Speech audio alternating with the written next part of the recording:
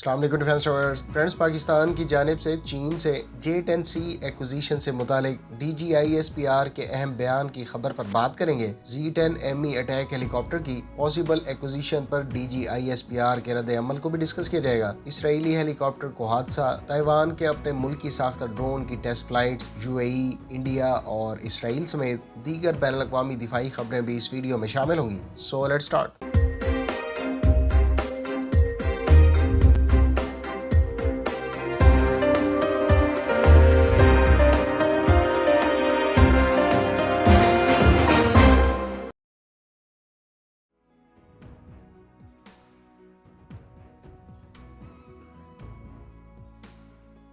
آج press conference میں DGISPR نے پاکستان ایئر فورس کی جانب سے چین سے J-10C کی خریداری سے متعلق باقاعدہ تصدیق کر دی ہے۔ انہوں نے اس بارے میں اپنے بیان میں کہا کہ یہ کوئی غیر معمولی بات نہیں، کیونکہ یہ ایک روٹین میٹر ہے اور مسلح افواج کو اپ گریڈ کرنے کے حوالے سے بہترین ٹیکنالوجی کے حصول کا حصہ ہے۔ البتہ تعداد کے سوال پر انہوں نے کچھ نہیں کہا اور کہا کہ اس بارے میں آنے والے وقت میں مزید تفصیلات سامنے آ جائیں گی، لیکن مختلف مستند ذرائع سے 25 J-10C طیارے خریدے جانے کی تصدیق ہو چکی ہے۔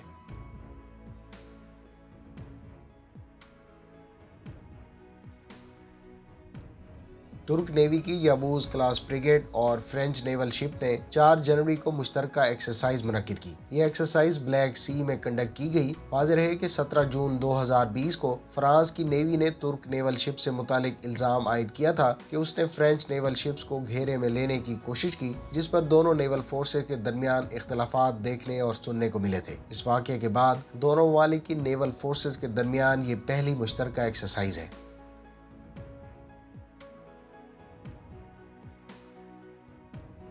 انڈین نیوی نے امریکی ساختہ P-8 میری ٹائم پیٹرول ایئر کرافٹ کے دوسرے بیچ کے ایئر کرافٹ کو ہنسا ڈپلائی کر دیا ہے۔ ان طیاروں کو انڈین نیول ایئر اسکواڈرن 316 کے حوالے کیا گیا ہے۔ انڈیا نے امریکی کمپنی بوئنگ سے فرسٹ بیچ کے 8 طیارے 2013 میں خریدے تھے، جو INS رجالی میں اسٹیشنڈ ہیں، جبکہ بیچ 2 ایکوزیشن کے تحت 4 P-8 طیارے خریدے گئے ہیں، جن میں سے 3 ڈیلیور ہو چکے ہیں۔ لاسٹ ٹائم اکتوبر 2021 کو 11واں طیارہ انڈین نیوی کو ڈیلیور کیا گیا تھا۔ یاد رہے کہ INS ہنسا نیول ایئر اسٹیشن پر فرینچ نیوی کے رفال M طیاروں کو بھی ٹیسٹ کیا جا رہا ہے، جبکہ F-18 کے ٹیسٹ اور ٹرائلز بھی مارچ میں یہیں منعقد ہوں گے۔ ان دونوں طیاروں میں سے کسی ایک کا انتخاب انڈین نیوی کی جانب سے INS Vikrant aircraft carrier کے لیے کیا جانا ہے۔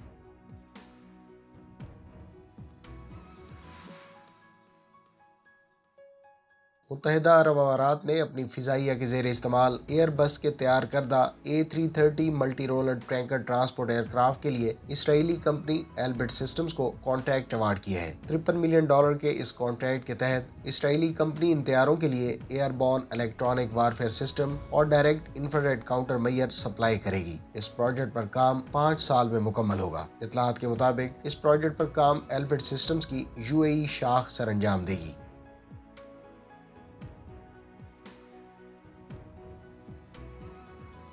فرینڈز، صحافیوں کی جانب سے پوچھے گئے T-129 اٹیک ہیلی کاپٹر سے متعلق سوال کے جواب میں DGISPR کا کہنا تھا کہ پاکستان اب ترکی کے ساتھ اس ہیلی کاپٹر کی ڈیل سے ہٹ کر متبادل کی طرف بڑھ چکا ہے۔ انہوں نے کہا کہ ہم چین کے ساتھ گن شپ ہیلی کاپٹر پر بات چیت کر رہے ہیں اور توقع ہے کہ ہم چین سے گن شپ ہیلی کاپٹر حاصل کریں۔ واضح ہے کہ پاکستان نے 2014-15 میں ہیلی کاپٹرز پر ٹیسٹ اینڈ ٹرائلز منعقد کیے تھے، جس میں Z-10 اٹیک ہیلی کاپٹر بھی شامل تھا۔ تاہم اس وقت چائنیز ساختہ Z-10 پاک آرمی کی ریکوائرمنٹس کو کوالیفائی نہیں کر سکا تھا، جس پر T-129 ترک ساختہ اٹیک ہیلی کاپٹر کا انتخاب کیا گیا تھا۔ البتہ چین نے پاکستان کی طرف سے فراہم کردہ فیڈ بیک کی روشنی میں Z-10 اٹیک ہیلی کاپٹر پر weapons, power plant, situational awareness اور پروٹیکشن جیسے فیچرز میں امپروومنٹس کی تھیں اور اس کا Z-10ME ورژن متعارف کروایا تھا۔ اب پاکستان اس ME ورژن کو خریدے گا، تاہم اس پر تفصیلاً ویڈیو بہت جلد آپ کے ساتھ شیئر کی جائے گی۔ چین اور ترکی دونوں کے کیس میں پاکستان کو کسی بھی ویپن اور اکوپمنٹ خریداری کے حوالے سے یہ ایڈوانٹیج حاصل ہے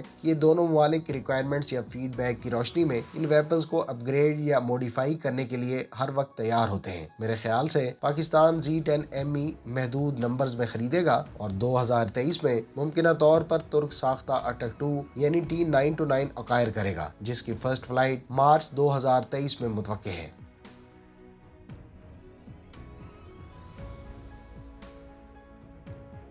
ताइपी टाइम्स के मुताबिक ताइवान के मुल्की साख्ता मेल यानी medium altitude long इंडेरेंस तैंग John drone इस वक्त इब्तदाई फ्लाइट टेस्ट से गुजर रहा है। इसके बाद इस पर जून में कॉम्बैट टेस्ट कंडक्ट होंगे। तैंग जॉन का मतलब क्लाउड राइडर है और इसको 2015 में डेवलप किया गया था। हालिया वर्जन में इब्तदाई यूनिट से बेहतर थ्रस्ट, रेंज और बेहतर पेलोड का दावा किया गया है। इस यूएवी में autonomous take off and landing की सलाहियत मौजूद है, जबकि इसकी रेंज 1000 किलोमीटर और इंडेरेंस 24 आवर्स है। ये ड्रोन 25,000 फुट की बुलंदी पर परवाज कर सकता है।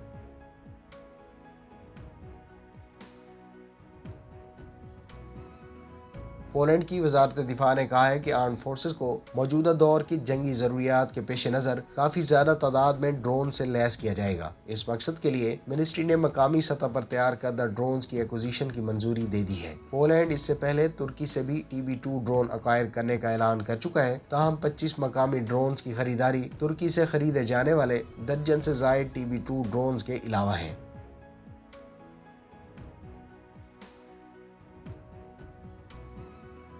इसराइल के ज़ेरे इस्तेमाल एक यूरोकॉप्टर AS-565 पैंथर हेलीकॉप्टर को हादसा पेश आया है। सोमवार की रात को पेश आने वाले इस हादसे में दोनों पायलट हलाक हो गए। यह हेलीकॉप्टर तरबियती परवाज पर था जब इसको हादसा पेश आया, जबकि पायलट्स की लाशों को बाद में पानी से निकाला गया। इसराइली फिजाइया ने इस सीरीज के तमाम हेलीकॉप्टर्स को ग्राउंड कर दिया है और ट्रेनिंग फ्लाइट्स को भी मुलतवी कर दिया है, जबकि इस हादसे की तहकीकात की जा रही है।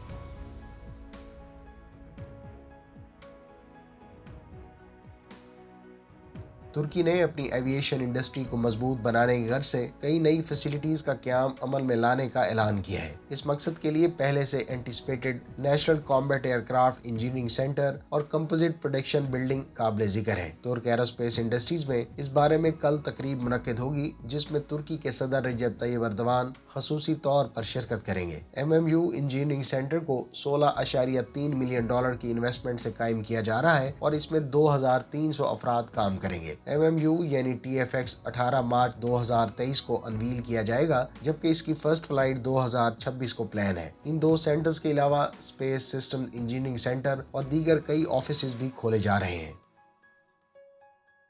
फ्रेंड्स, ये थी आज की डिफेंस अपडेट्स। उम्मीद है इस वीडियो से आपकी मालूमात में इजाफा होगा। मिलते हैं नेक्स्ट वीडियो के साथ। अपनी दुआ में याद रखिएगा। अल्लाह हाफिज। पाकिस्तान जिंदाबाद।